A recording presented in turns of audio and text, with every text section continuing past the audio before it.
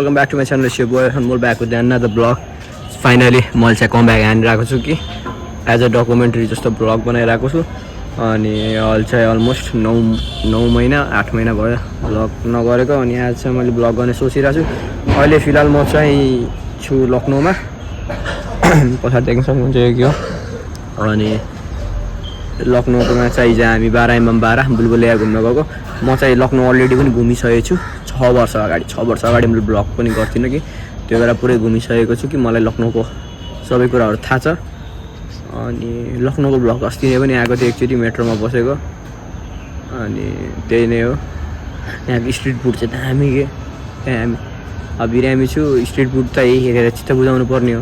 हेरेर चित्त बुझायो यस्तो दामी स्ट्रिट फुडहरू पुरा लाइनसँग लस्करेर राखेको स्ट्रिट फुडहरू तर यहाँको ट्राफिकहरू बहुत झ्याउ यार हरान हानेछ मसँग पुरै क्लिपहरू छ त्यो हरान हानेको गर्ने तर यहाँको लोकेसन चाहिँ एकदम दामी छ। घरहरू बिल्डिङहरू यस्तो दामी पुरानो छ। यहाँबाट पनि कस्तो दामी बिल्डिङहरू देखिन्छ के हेरेछ यार दामी छ नि यहाँको बिल्डिङहरू। यहाँबाट सक्नुहुन्छ बिल्डिङहरू कस्तो दामी बिल्डिङ छ। अब यहाँ जाली लगाएको छ त्यहाँनिर बिल्डिङहरू होइन दामी छ कि बिल्डिङहरू पनि पुरानो टाइपको हुन्छ नि पुरानो टाइपको। अनि यहाँ लखनऊ आएदेखि बिहान 6 बजे उठ्ने 7 बजे उठ्ने बानी परिसकेको छ। 7 दिनदेखि लगातार म बिहान 6 बजे उठेको आज पनि 6 बजे उठ्यो नर्सले उठाइन आइन्छ बिहान आज नर्स उठाउनु यस्तो दिमाग खराब गर्छ यार। अरू बेला झन् सुतिरहेको बेलामा अब हातमा इन्जेक्सन हान्दिएको गरेर उठाइदिने 8-9 इन्जेक्सन घच्ची हान्दिने अनि उठाइदिने सुतिरहेको मान्छेलाई हात निकाल्यो भने निकाल्यो अब सुतेको मान्छेलाई कहाँ थाहा भने हात समात्ने अनि स्वाट्ट बाहिर निकालिदिने अनि इन्जेक्सन हान्दिएको गर्ने अनि उठाइदिने। अनि आज चाहिँ इफ टाइम भयो भने चाहिँ अर्को लोकेसन चाहिँ एउटा लोकेसन चाहिँ कभर गर्छु भनेर मैले सोचिरहेको छु कि म आउँछु फेरि लखनऊ आउँछु 2 महिनापछि आएपछि चाहिँ म एकदम पुरै प्रोपर तरिकाले पुरै कभर गर्नेवाला छु त्यो बेलामा। अनि मसँग चाहिँ आज चाहिँ त्यति टाइम छैन कि किनभने आज चाहिँ मेरो घर जानुपर्ने दिन हो। म आएको अलमोस्ट 1 हप्ता भइसक्यो यहाँ अनि खासमा हिजो जाने भनेको कि तर हल्का घुम्ने भनेर टाइम पनि म्यानेज गर्नलाई रोकेको। अनि आज चाहिँ 1 बजे 2 बजीतिर चाहिँ दिउँसोको हामी निस्किने हो यहाँबाट। इफ त्यो बेलासम्म एउटा ठाउँ कभर गर्नु सक्यो भने चाहिँ गरौँला। अनि त्यही नै हो। अनि म हिजो क्लिपहरू हेरेर बस्छु।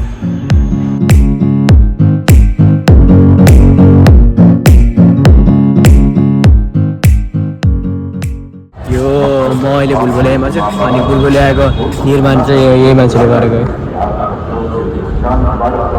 कहिले थाहा छ 1784 मा 224 साल पहिला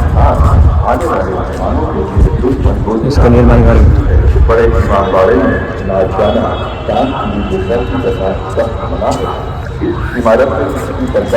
ठुलो छ यार भित्र रेकर्ड गर्न मिल्दैन भित्र के छ म सब एक्सप्लेन गरिदिन्छु बाहिर आएर।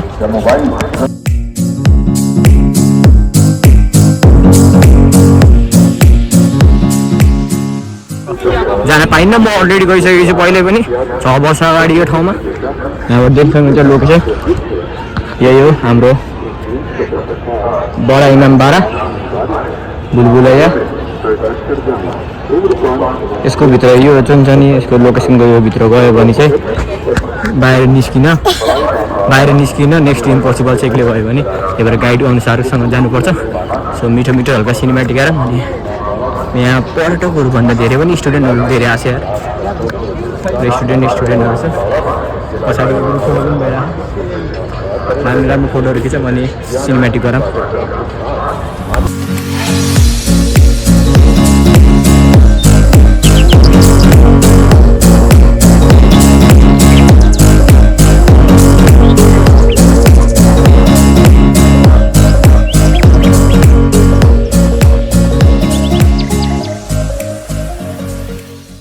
अहिले चाहिँ हामी छौँ गुगुलेयामा। यसलाई चाहिँ अर्को नाम, यसको चाहिँ अर्को नाम बराइमाम बारा भनेर चिनिन्छ होइन। अनि यो चाहिँ पुरा जुन यो पिलर देख्नु पछाडि यतातिर साइडमा पछाडि पुरै यो पिलर, यो यसमा चाहिँ बिना सरिया युज गरेर बनेको हो। बिना सरिया युज गरेर, त्यो पनि थाहा छ कुन जमानामा, 70s को जमानामा बनेको हो।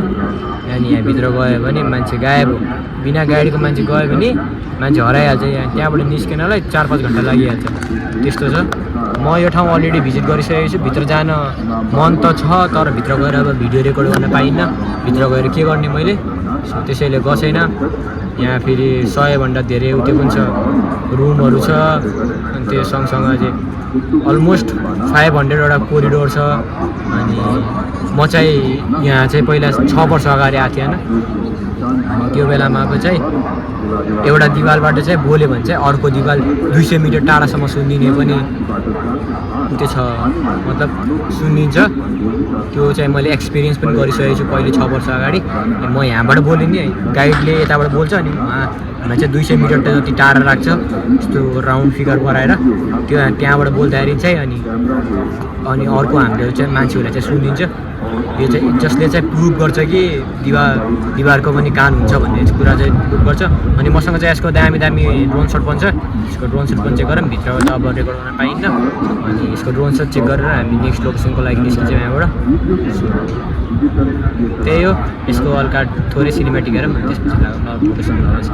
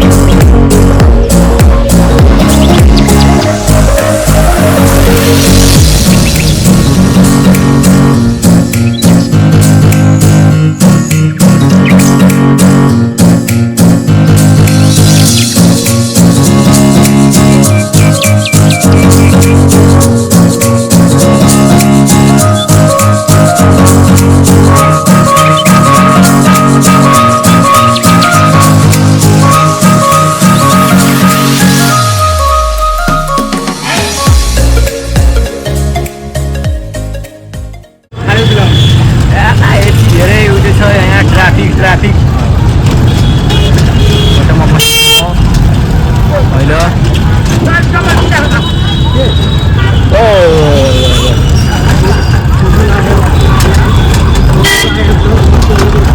अब जान लागेको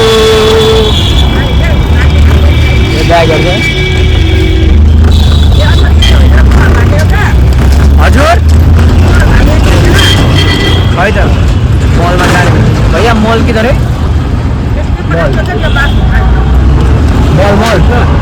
मॉल जाएंगे किधर है? दूर है यहाँ से, बहुत दूर है यहाँ से। बहुत दूर नहीं, कितना दूर है?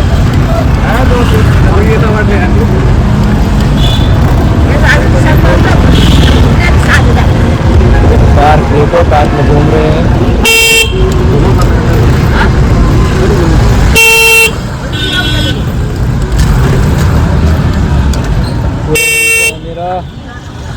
यस्तै हान्दिने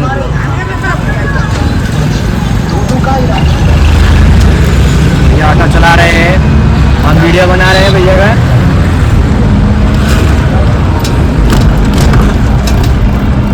सबके पास गाड़ी है ना, देखो सबके पास गाड़ी है।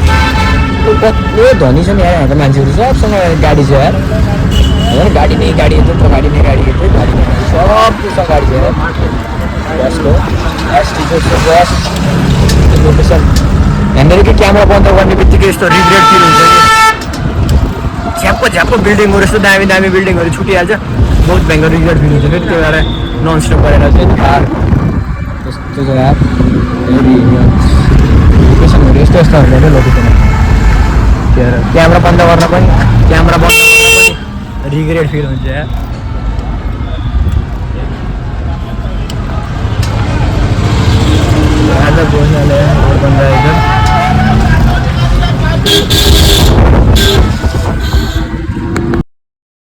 चप्पल थाहा छ यहाँ मैले लकडाउनमा आएर किनेको कि यो चप्पल हामीले नेपालमा किन्न पऱ्यो भने अलमोस्ट 500-600 त फिक्सै पर्छ क्या जोर्डन कम्पनीकोलाई। यहाँ कतिमा किनेको थाहा छ 100 आइसीमा।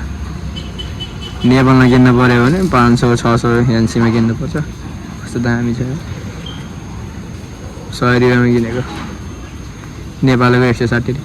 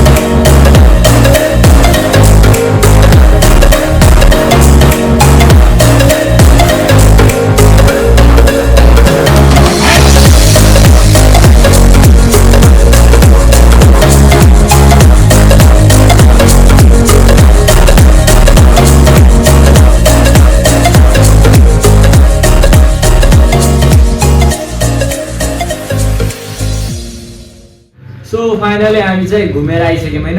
हाम्रो चाहिँ नेक्स्ट लोकेसन चाहिँ खासमा पार्क थियो कि तर पार्क अलि यहाँदेखि टाढा भएर चाहिँ हामी गएनौँ।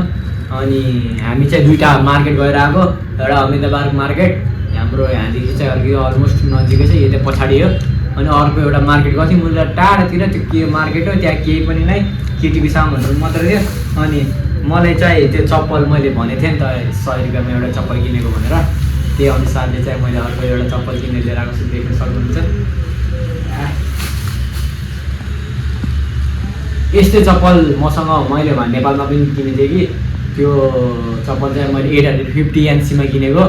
अनि यो चप्पल चाहिँ मैले 200 आइसीमा किनेको। 200 आइसीमा अलमोस्ट हाम्रो उता अनुसारले नेपाली कन्भर्टमा गऱ्यो भने चाहिँ 320 रुपिस पर्छ होइन त। हेर्दा कति राम्रो चप्पल छ, यस्तो मोटो चप्पल, दामी यस्तो दामी चप्पल जम्मा 200 किनेर लिएर आएको। अनि अरूहरू पनि हेर्ने भनेको खासमा मलाई चाहिँ धेरै सामानहरू किन्नु थियो, केटीहरूको सामानहरू मात्रै, केटाहरूको सामान केही नै, त्यही भएर चाहिँ एउटा चप्पल भयो नि यो किनेर लिएर आएको। अनि हामीले चाहिँ त्यहाँ गएर बहुत धेरै चिजहरू खाएको छौँ, अलमोस्ट 8-9वटा डिसहरूलाई ट्राई गरेको। यस्तो मिठो मिठो, कतिसम्म सस्तो हुन सकेको लग्नु यार। हाम्रो नेपालमा हामीले त्यति नै सामान खाएको भए अलमोस्ट त्यो कहाँ 2000-3000 नेपाली करेन्सीमा पुगिसक्थ्यो। यहाँनिर हाम्रो 500 आएको थियो, 500 उति आएको थियो इन्डियन करेन्सी। 500 पनि अलमोस्ट कटेको थिएन कि 400 समथिङ कति थियो। अनि त्यही हो चप्पल यस्तो देख्छ हुन्छ। चप्पल सँगसँगै मैले चाहिँ मोजा लिएर आएको छु, मोजा सक्स एक जोड है, 2 जोड 3 जोड। यो तीनटा मोजालाई 50 आइसीमा किनेको होइन। 3 जोड कस्तो सस्तो छ। लग्नु आएपछि सामानहरू किनेर चाहिँ लग्न चाहिँ नबिर्सिनु होला, एकदम सस्तो सामान, एकदम राम्रो सामानहरू छ। अनि मैले चाहिँ खाएको भिडियोहरू पनि हालिदिन्छु, अनि रेट पनि गर्नेवाला छु। कुनै कुराहरू चाहिँ एकदम एक्सट्रिम लेभलमा यस्तो मिठो कुनै लेभलमा। मलाई चाहिँ नेपालकै मोमो मन पऱ्यो यार। मोमो यस्तो नमिठो चाहिँ मोमो बनाउन नआएको हो कि धेरै दिन राखेर हो कि कस्तो अजिब थियो, मलाई चाहिँ मन परेन मोमो।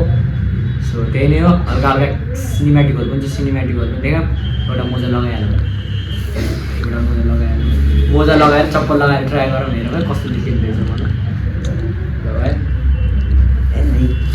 नाइकीको मोजा किनेको त अनि लगाउनु परेन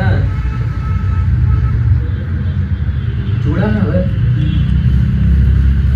राइट राइट ल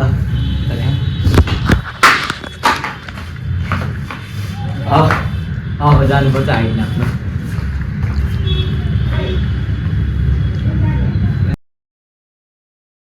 सो राइट आज चाहिँ हाम्रो आखिरी दिन आज चाहिँ हाम्रो 7 बजेको गाडी छ नेपालगञ्जको लागि अनि म चाहिँ भर्खर उठेँ कि अनि मुखसुख पनि धोएँ चट्ट लाएर अब टक्क सामान प्याक गर्छौँ बाहिर निकाल्छौँ गाडी आउँदैछ गाडीमा लोड गर्छौँ अनि निस्किन्छ नेपालगञ्जको लागि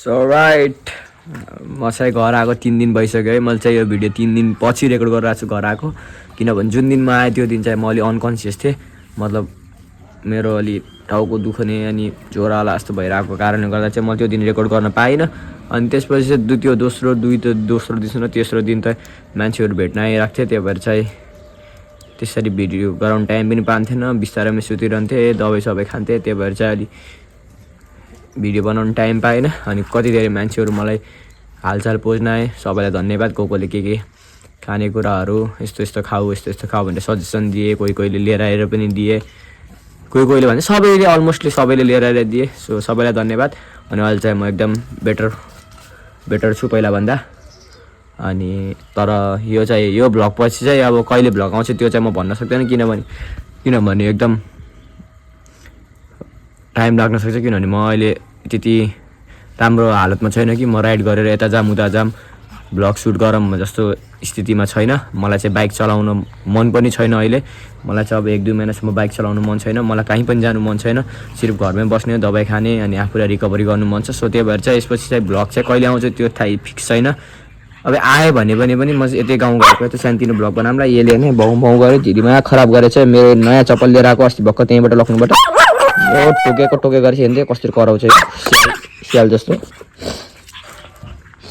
सो त्यही नै हो म चाहिँ आएर यहाँ आएर कपाल सपाल काटेर होइन आफ्नो यो घडी बिग्रेको घडीलाई फेरि एकदम चिटिक्क बनाएर होइन मान्छे पनि चिटिक्क भएर बसेछु त्यही नै हो म चाहिँ अब बिदा माग्न आएको अब अर्को भ्लग नआउनेसम्म चाहिँ यही भ्लग हेरेर चित्त बुझाउनु होला दरोल vlog signing up till new vlog विषय bye guys you soon in the next episode next vlog episode पनि आउन सक्छ यसको किनभने म 2 महिना बाद जाँदैछु त्यो बेलासम्म भ्लग आएन भने चाहिँ यसको नेक्स्ट एपिसोड पनि त आउँछ सो बाई गाइस